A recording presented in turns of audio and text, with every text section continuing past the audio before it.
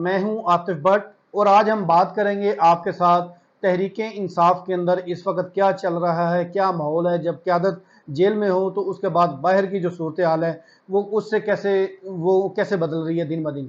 سب سے پہلے ہم بات کریں گے لاہور میں جو اختلافات ہیں پنجاب میں پی ٹی اے کے اندر، وہ شدت اختیار کر گئے ہیں۔ حماد اظہر گروپ اور جو میاں اسلم اقبال گروپ ہے وہ آپس میں گتھم گتھا ہے اور ایک دوسرے کو کسی صورت بھی برداشت کرنے کو تیار نہیں۔ اس کی اگزامپل یہ ہے کہ گزشتہ جو لاہور میں ایک جلسہ ہوا تحریک انصاف کا، تو اس میں جو تمام قیادت کے جو پارٹی رہنما تھے، جو امیدواران تھے ایم پی ایز اور ایم این ایز کے 2024 کے الیکشن میں، ان کی جانب سے فنڈز دیے گئے لاہور میں جلسہ منعقد کرنے کے لیے اور کامیاب بنانے کے لیے، اور جو لاہور کے صدر ہیں شیخ امتیاز، ان کی جانب سے تمام انتظامات کیے جانے تھے، لیکن چونکہ 6 بجے کے بعد لائٹ بند کر دی گئی، تحریک انصاف کے پاس کوئی الٹرنیٹ وے نہیں تھا کہ لائٹس جلائی جائیں، کسی طرح ساؤنڈ سسٹم جو ہے وہ آن کیا جائے۔ تو اس حوالے سے جو حماد اظہر گروپ کے حماد اظہر کے جو حمایتی تھے، ان کی جانب سے آڑے ہاتھوں لیا گیا شیخ امتیاز جو لاہور کے صدر ہیں تحریک انصاف کے، اور ان سے یہ سوالات کیے گئے کہ آپ نے یہ جو ہم سے پیسے لیے تھے یہ بتایا جائے کہ یہ اخراجات آپ نے کہاں پر کیے ہیں۔ لیکن اس حوالے سے ان کے پاس کوئی جواب موجود نہیں تھا۔ وہ کہتے تھے، یہاں تک جو حماد اظہر کے حمایتیوں نے کہا کہ جو آپ کنٹینر لے کے آئے ہیں وہ ہمارے سابقہ جو ایک پی ٹی اے کے رہنما ہیں ان کا وہ کنٹینر ہے، اور اسی نے پیٹرول آپ کو ڈلوا کر دیا ہے جو لاہور کے جلسے میں کنٹینر لے کر جایا گیا ہے، تو آپ نے خرچہ کہاں پر کیا ہے وہ بتائیں۔ جس کا شیخ امتیاز کی جانب سے کوئی جواب نہ دیا گیا اور ایک دوسرے پر الزام تراشی جاری رہی۔ 19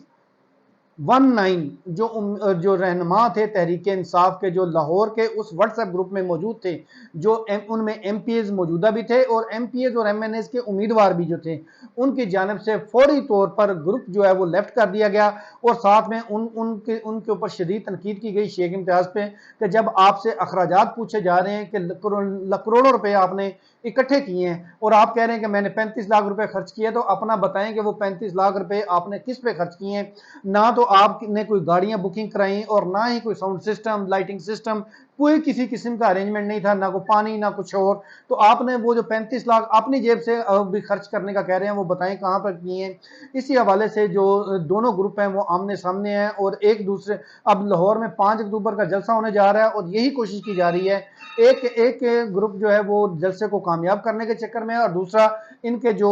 اختلافات کی وجہ سے اس جلسے کو ناکام بنانے کے چکر میں، جو بھی ہو ان سب میں نقصان جو ہے وہ تحریک انصاف کا ہوگا۔ ہم دوسری بات کریں گے، شیخ وقاص اکرم کو مرکزی سیکرٹری اطلاعات کیوں بنایا گیا ہے، رؤوف حسن کو کیوں ہٹایا گیا؟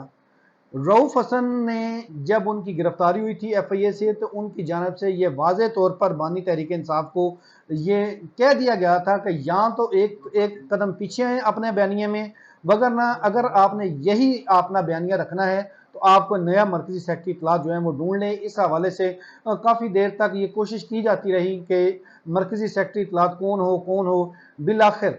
شیخ وقاص اکرم جو ہے ان کو نامینیٹ کیا گیا، اور رؤوف حسن کو ہٹانے کی 2 وجوہات ہیں۔ ایک تو وہ بیانیہ کے اوپر بولنے کو تیار نہیں تھے، اور دوسرا جو ایف آئی اے میں گرفتاری کے بعد جو میڈیا کی ٹیم یا سوشل میڈیا کی ٹیم کے جتنے بھی ان کے ڈریسز تھے یا جو بھی تفصیلات تھیں، وہ رؤوف حسن پر یہ الزامات ہیں پارٹی کے اندر کے وہ آپ نے بتائے، اور اسی وجہ سے پارٹی کو وہ فیس کرنا پڑا، اور آج تک وہ لوگ جو ہیں وہ منظر عام سے غائب ہیں جن لوگوں کے آپ نے ڈریس دیے تھے اور ان کے بارے میں بتایا تھا کہ یہ سوشل میڈیا کو یہ ڈیل کر رہا ہے، فلاں چیپٹر کو یہ ڈیل کر رہا ہے، اور فلاں میڈیا کو آرگنائزر جو ہے وہ یہ کر رہا ہے۔ تو اس بنا پر ایک تو ان کو ہٹایا گیا ہے، اور دوسرا شیخ وقاص اکرم جنہوں نے انتظار پنجوتھا کے ذریعے ایک بڑی گیم چلائی، اور گیم چلانے کے بعد خود کو سیکرٹری اطلاعات تو بنوا لیا ہے، لیکن ان کی جو گیم تھی وہ تھی پنجاب کا صدر بننا، کیونکہ اس وقت قائم مقام صدر ہیں پنجاب کے حماد اظہر، لیکن وہ بھی روپوش ہیں۔ میاں اسلم اقبال اس سے پہلے صدر تھے، وہ بھی روپوش ہیں۔ پنجاب اس میں اس وقت قیادت کا جو فقدان ہے تحریک انصاف کا، تو شیخ وقاص اکرم جو کوشش کر رہے تھے، جو ایک پلان بنایا ہوا تھا انہوں نے کہ کسی طرح ان کو پنجاب کا صدر جو ہے وہ بنا دیا جائے، لیکن وہ اس میں تو کامیاب نہیں ہوئے، لیکن ان کو مرکز میں ایک بڑا عہدہ جو ہے وہ دے دیا گیا ہے، اور مرکزی سیکرٹری اطلاعات جو ہے وہ ان کو بنا دیا گیا ہے، اور ساتھ میں جو شیخ وقاص اکرم ہے ان کی جانب سے یہاں تک یقین دہانی کرائی گئی ہے کہ جو رؤوف حسن کا بیانیہ تھا اس کو 4 قدم उससे ऊपर जाकर वो पीटीआई का जो बयानिया है वो लेकर चलेंगे। और हम यहाँ पर तीसरी खबर शेयर करें कि कमल शोजब की जानब से इस्लामाबाद में इलेक्शन कमीशन के बाहर इस वक्त एक एहतजाज किया जा रहा है चंद खवातीन को इकट्ठा करके, ताकि वो अपनी एक जो शो ऑफ है वो करें कि मैं ये कर रही हूँ, मैं वो कर रही हूँ। क्योंकि गुज़श्ता काफ़ी दिनों से एक तो इन्होंने लाहौर जलसे में शिरकत नहीं की, पार्टी के अंदर से काफ़ी ज़्यादा तनकीद का सामना करना पड़ रहा था कि कमल शोजब जो है वो मंजर से गायब हैं। और इसके पीछे जो बैकग्राउंड कहानी है वो यही है कि चूँकि ये मंजर से गायब थी, पार्टी के अंदर से काफ़ी इन पर तनकीद आ रही थी कि आप ना तो जलसों में शिरकत करती हैं, ना कारकुनान को लेकर आती हैं, और आप वीमेन प्रेसिडेंट जो हैं वो किस चीज़ की हैं। और साथ ही बाज़ जो पीटीआई की खवातीन अरकान हैं उनकी जानब से यहाँ तक भी इल्ज़ामात आयद किए गए हैं कि इन्होंने पैसे लिए हैं, गाड़ी बना ली, बंगला बना लिया, और इस हवाले से कोई मामला जो है, जो मेरे ज़राए के मुताबिक एक मामला डिसिप्लिनरी कमेटी को जो है वो जल्द भिजवाया जा रहा है। और ताकि जो कमल शोजम की जानब से एक तो मंजर से गायब होना, और दूसरा इतने पैसे यकदम उनके पास कैसे आए, इस हवाले से इंक्वायरी की दरख्वास्त की जाएगी। और साथ में जो उन पर इल्ज़ामात हैं कि इन्होंने पैसे लेकर जो खवातीन के नाम जो हैं वो लिखे हैं, जो फहरिस्त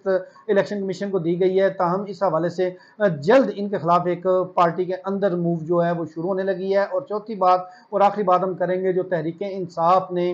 बिल आखिर क्यों रावलपिंडी में जलसा कैंसिल किया और एहतजाज का फैसला क्यों किया गया।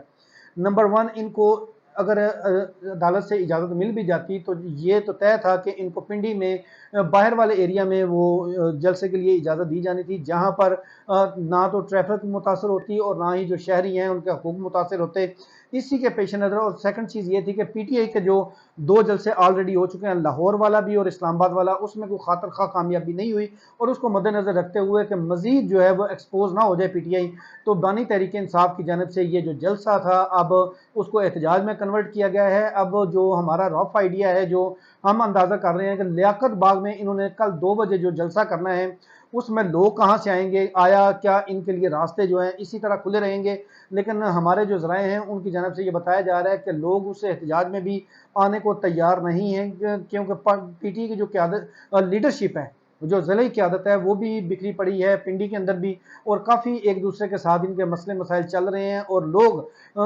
एक दूसरे को लीडर मानने को भी तैयार नहीं है। और यही तमाम वजह है कि पीटीआई की जो क़यादत बिखरी हुई है, उसकी वजह से ना सिर्फ इनके जलसे बल्कि इनका ये जो कल होने वाला एहतजाज है वो भी कोई बहुत बड़ा एहतजाज या कामयाबी जो है वो नज़र नहीं आ रही। 200, 400, 500 लोगों को इकट्ठा करके लियाकत बाग के सामने एहतजाज तो कर लिया जाएगा, लेकिन बेसिक मकसद है पिंडी के अंदर एजिटेशन करना तहरीक इंसाफ का। और वो कल होकर वो एजिटेशन की कोशिश करेंगी, लेकिन कानून नाफिज करने वाले इदारे, पुलिस जो है वो मुकम्मल तौर पर तैयार है और अपनी प्लानिंग उन्होंने बना रखी है। अब तहरीक इंसाफ के जो कल का जो जलसा था उसको मुलतवी इसीलिए किया गया था कि कहीं मजीद एक्सपोज ना हो जाए लाहौर की तरह, इस्लामाबाद की तरह पिंडी में भी, कि तहरीक इंसाफ का जो पावर शो है वो फैलाव गया है। इसी के पेश नज़र अब इसको एहतजाज में बदला गया है, ताकि एहतजाज करके अपनी इज्जत जो है वो बचाई जा सके। इसके साथ हमें दीजिए इजाज़त, कल फिर हाजिर होंगे आपके साथ किसी नए इशू के साथ।